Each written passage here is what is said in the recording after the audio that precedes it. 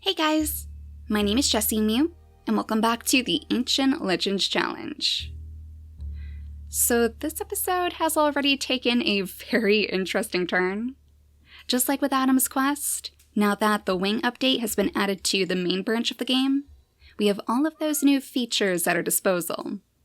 So we have the wings to work with, we have the purr snouts and the beaks, but it seems to have mixed things up in the mountain even more than they were before. One of you even mentioned that this might be Melody's doing, our Herald of Flames. She's brought a heat wave to the mountain just like she used to do in the savannas, and in the process she has apparently thawed out our mountain ports. These were the ones we were heading toward, and they definitely look like the mountain before, but now they appear to be some sort of grassland biome. One of you also mentioned that in the previous version of the game, these ports could end up glitched, so while they might appear to take you to a mountain, they would actually take you to the crossing island. And I guess that's exactly what we're experiencing. So I guess it's a good thing that this happened, because now we won't be disappointed. But at the same time, that means that we don't have a single mountain to travel to. We only have 2 swamplands, with slightly bigger areas to work with, and this very, very tiny grasslands area. So now we have to come up with a new plan of action, and I think I'm actually going to leave this up to you guys. So we could either continue on our way to the Killer Islands by taking 5 of our creatures to these very small ports, or we could change courses and pick one of the swampland areas instead. It might be a little bit difficult to survive, mainly because we don't have a way to pick the poison berries, but we have more space to work with, so we could bring many more of our creatures. I'm kind of tempted to go with the left side, the western ports, because these should take us to an easier island. We're currently on the hard mode islands, so these would be the medium level, I guess, and that would give us the chance to enter the mountain loop again. There's no guarantee that any of these islands are going to contain a mountain, but I feel like this would be our best shot. But still, if you guys think that we should just go to the Killer Islands instead, then that is a possibility too. I already know that our strongest warriors will be able to survive. It's just that we have less room to bring creatures with us, but since it appears to be some sort of grasslands biome, we might have more resources to work with, which means more nesting material, more food to take on our journey. So let me know what you guys think. I'll probably set up a poll for you guys to take, and then in the next episode we'll figure out which one of these islands we're going to go to. And for now, we can just continue with our stories and try to figure out why Melody is terrorizing our tribe. I mean, poor Aang must feel like she absolutely hates him. He's the one who's getting affected the most, thanks to his very, very poor heat resistance. So he doesn't have all of his energy to use anymore, and that's making it very difficult for him to defend his tribe. I guess for now, all he can really do is just collapse in the shade and try to cool down somehow. And maybe little Mila wouldn't mind watching out for him. I do want to see if maybe Rarisse can try to scare away the balance bear though. She has the strong voice thanks to her saber-toothed fangs. So is there any way for us to scare the balance bear? It looks like she can only attack him. Oh, is the balance bear not afraid of your strong voice, Rarisse? Oh, you weren't expecting that, were you? Well, maybe you should come back over here then, pick up your nest for us, and just stay next to your baby. And we'll see if the balance bear decides to leave us alone. Lately, he hasn't been too interested in our tribe, so we might be able to get out of this without a battle. But if our little sunflower is going to watch after Sakechi, then I guess Mila can come over here, just to ensure that Aang is going to be okay. Maybe she can try to find some little roots for him to dig up?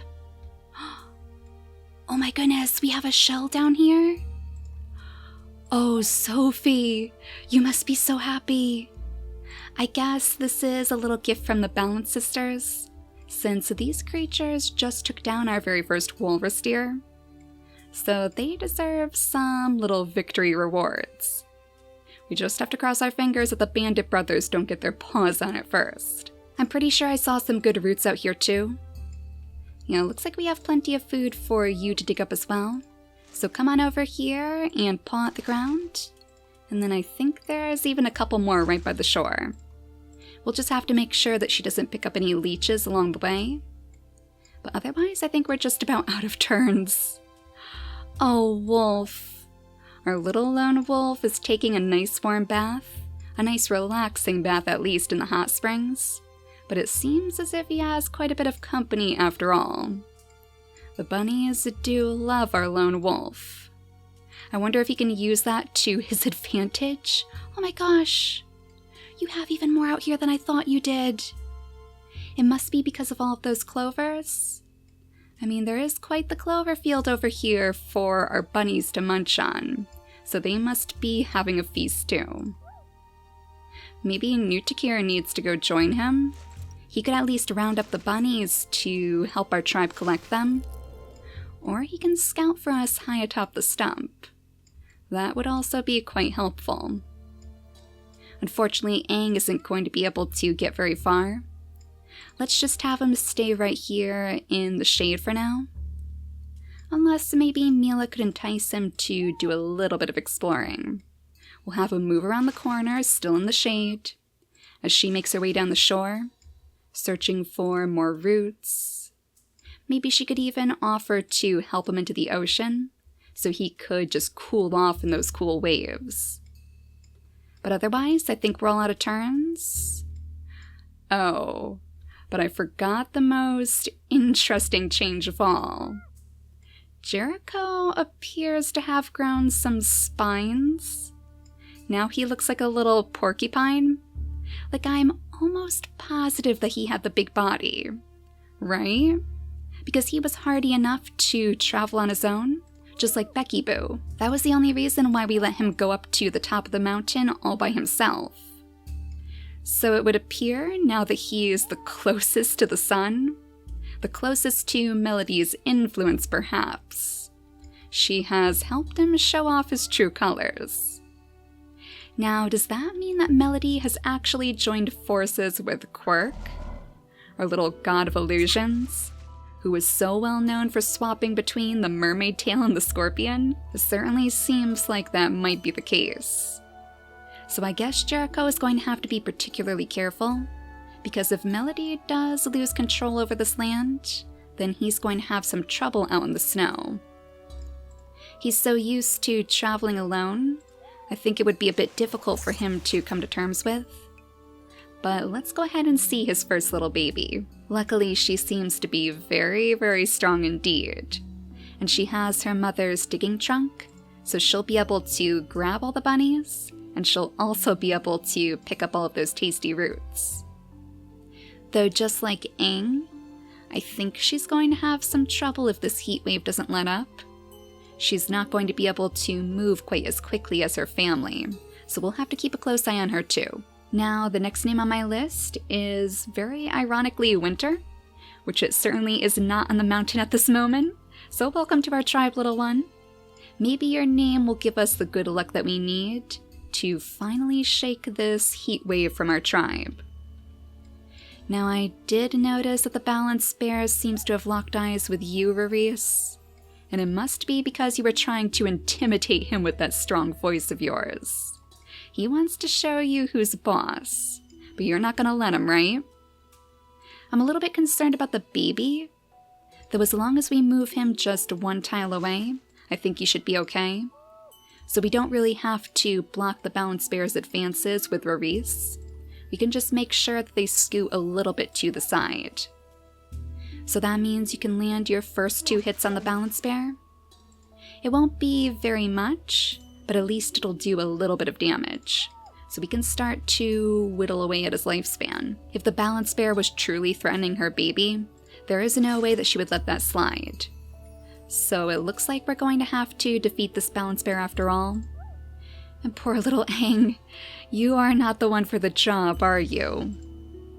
Well, has Mila found any more roots out here? Now, it looks like you guys only have the bunnies, and I don't see any of those water-breathing plants for you to eat either. But you can continue your way down the shore. Maybe you guys will get lucky, and at the very least you can bask in the shade by these cool rocks. It makes me think that this mountain must have actually been a warmer place. Long before our creatures, our ancient legends froze in those glaciers.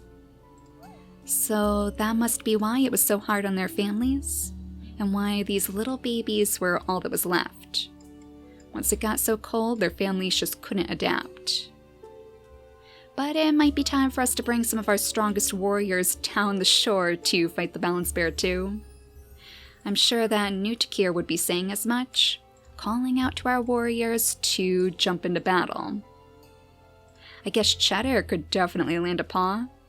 He has a 7 in attack strength, so if we set him up right here, I suppose, he should be able to jump in on the next turn. Polaris also has quite a bit of experience, since she's the only other creature rather, who managed to take down a balance bear with her own 2 claws. So maybe that's experience that she would lend to Fel? He would be pretty good at landing some good blows on the balance bear too, despite his lack of horns. So since Polaris is getting rather old now, maybe she would actually send him off in her place. Though before he leaves, I do want to see if these two could potentially start a family. I feel like they would be very likely to, since they made such good hunting buddies before. And speaking of which, why don't we see if you can snag a couple of these bunnies for your bunny stew? We could definitely use the extra food. It sounds like the bunnies are splashing around in all the hot springs right now. I do hear quite a commotion in the water, so we'll have to keep a close eye on them. It must be this one right here, so go ahead and swipe up that bunny for us as we go back to Polaris to set up her mutation menu. So we'll definitely want to place the Saber Fangs into one of her slots. I want to see that survive on Fel's babies, of course. And then as for him, he's going to need the big Megaloceros horns to make his babies super strong. The only issue I see with both of them is that they do have the short-sighted eyes. So we might want to consider just placing the normal eyesight in there too. That way we don't end up with any situations where babies can't see the danger that's right in front of their faces. So go ahead and breed with Fel. Oh, and that fertility again. I always forget about that pesky fertility. Well, at least we have a 1 baby to work with, and Fel can scoop up the bunnies along the way. He can leave all that bunny meat behind him like a little trail, so you guys can follow and hopefully scoop it up. Oh, and Sophie, thank goodness. It looks like your shell is still here. You finally found a little seashell to collect. You must be very, very proud of yourself. I don't see any more in the water, but I'm sure that wouldn't stop her from looking. So we'll have her keep making her way down the shore. Oh, if only Aang had went this way instead. He would have had quite a few of these water-breathing fruits to munch on. But maybe little Mila has other plans for him. Now I guess we could have Moonwatcher go after the balance bear too. I'm sure that she would want to watch Cheddar's back. She feels like that's kind of her job, but Valerie's job is focused solely around these roots, since she is the best root collector that we have ever seen. You know, I think she's even better now that this update has come out too. Now she can dig up even more roots than she could before. We'll want to find her a suitable partner too, so she can pass those genes onto her babies. But unfortunately, her immunity genes don't line up with any of our males right now, so we'll have to continue our families until we find her a good partner. Now, can you perhaps scare any more of those bunnies for us? Maybe we should bring you over to Wolf after all. It seems like that's where most of them are located. He could also help us out with meat collecting, just because most of our hunters are going to make their way to the balance bears. They won't want to concern themselves with picking up the food. So he can kind of just clean up after the tribe. It is a very important job since we have so many bluebirds in our midst. Looks like there's only one left right now. Maybe they've gone flying off to cooler lands, but we know that they won't be gone for very long. I think I'll bring little Becky Boo over to this side. That way she should be able to breed with Jericho again on the next turn. And hopefully she can reach some of those tasty roots too. Oh, it looks like there's actually a couple more very close to her nest. Maybe that can be her baby's very first contribution to the tribe. But I think we're ready to skip the turn again. So let's make sure that this balanced bear doesn't get too close. Well, we know that he's going to get close, but he hasn't attacked any of our creatures yet. Yeah, these guys are super slow. Probably even more so now that it's so hot. I can't imagine it would be easy to look around all of that big fluffy fur. But this is the perfect opportunity for Cheddar to go in for the attack. Oh, doing a huge chunk of damage for us. I guess even little Sakechi can get in on the fun too. He can land one good blow, and then jump back as far as possible, leaving room for a Moon Watcher to land her own attack too. She was known as our little ninja before all the snows melted, and she is doing an excellent job keeping everybody safe. So all that's left is for Rarice to land her attack as well, and then they can all skitter out of the way, just to ensure that the balanced bear can't reach them. So go ahead and join your warrior brethren, Fel. He has family involved too, after all. But he can rest easy knowing that Polaris should be very well protected, as long as she stays right behind these rocks. Now, Sophie, would you perhaps mind going after the bunnies instead?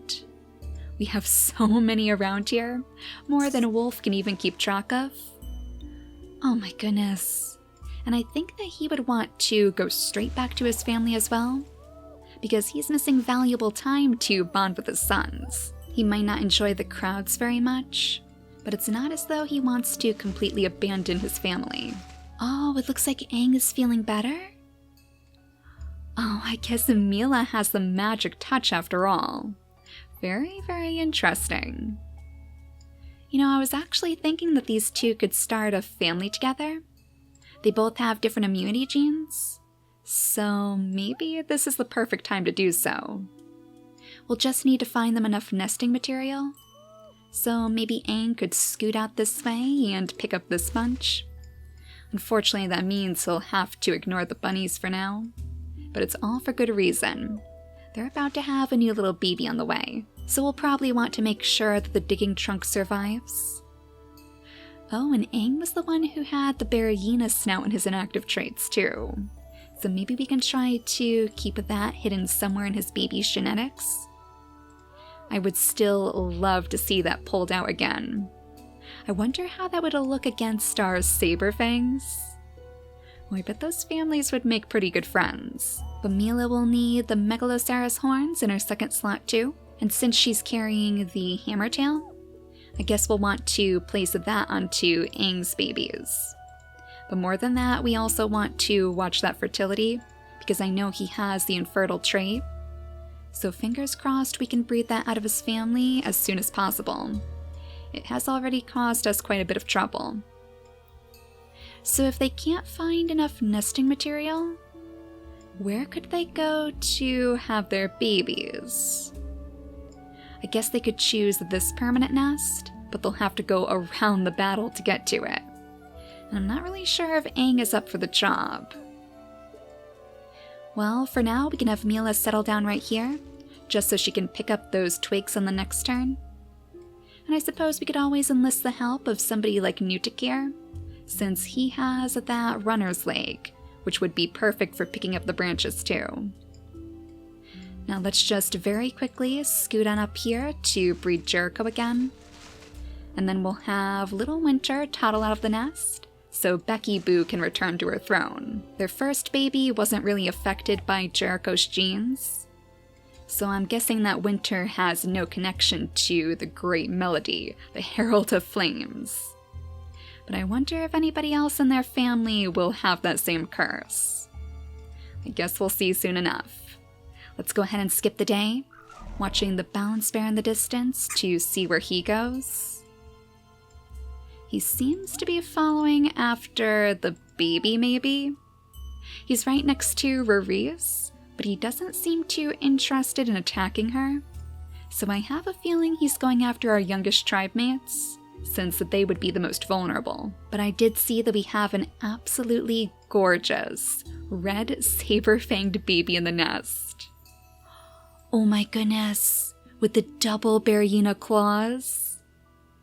Oh, he looks like he is straight out of the books of our ancient legends. He could be even stronger if we manage to breed the big body or the Megaloceros horns too. I mean, his family is going to be full of absolute beasts. Maybe even strong enough to crack open the stones on the cliff sides. The next name on my list is Grimsley. So welcome to the tribe, little one. I feel like that's an awfully fitting name for him too. It certainly fits his very fearsome appearance. Now it looks like we have another Megaloceros baby way up on the peaks. And this one appears to have his father's curse, with a spiky body. So I guess Melody has gotten to this family after all? Or would it be the trickster Quirk?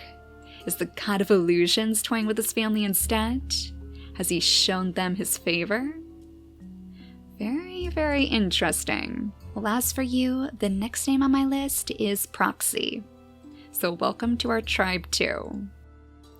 It doesn't look like the summer heat is letting up anytime soon, so I guess you'll have plenty of time to flourish under Melody's reign.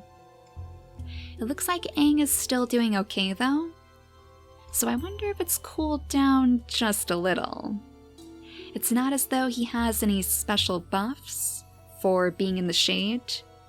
Unfortunately, these trees don't offer the same sort of shade as the big acacia trees that we know from the Whale Island. But if we're only collecting one branch from each of these bushes, then this is literally going to take forever. I guess what we could do is have Polaris pack up her nest, since Fel is a little bit preoccupied at the moment, and she already has a very, very strong baby to manage. That leaves us with just one more piece of nesting material to collect. So come on over here, New Takir, and pick that up for us. And then we should be able to set up Mila's baby right over here by the protection of the rocks. I just want to make sure that Aang can meet his baby, because if she does decide to leave for the permanent nest, he probably wouldn't be able to keep up. And he's so close to the end of his lifespan, he might just end up passing away without ever meeting his family. Oh my goodness, little bunnies. You are really trying to tell us something, aren't you? I wonder if these swarms of bunnies are trying to truly lead us to these ports. Maybe they know something we don't. Maybe there will be a mountain connected to them. Or maybe they just really want us to take care of this balance bear. I suppose that is also a possibility. Now Sakechi, with your 2 gems, this time you're going to have to listen to your mother and just back away slowly. But the bunny army is a different story. Is that 7 bunnies swarming the balance bear? Oh my goodness, no wonder he seems so confused. Well, Cheddar, you better swoop in here to land a good hit. We'll have Moonwatcher do the same. And now he's down to his final 16 days. So I think one more turn ought to do the trick. Let's continue to lead him in this direction, and then we can have Fel set up right on top of the stump. Should we have him try to sing out for help as well?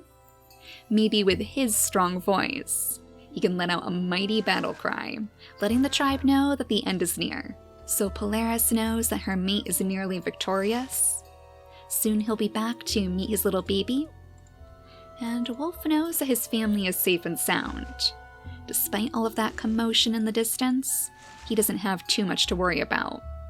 He can just watch from afar as his family finishes off slaying the balance bear. Now, I'm not quite ready for our little flames to descend the peaks just yet, because I think they could probably have a few more babies first. We'll have to wait until Proxy grows up though, So let's just have Becky Boo breed again with Jericho, and then he can go after the rest of those bunnies, and all of those tasty roots too.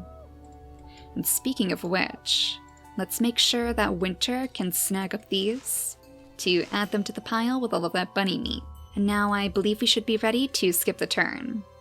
We just have Sakechi, who is eager as ever to get back into the fight.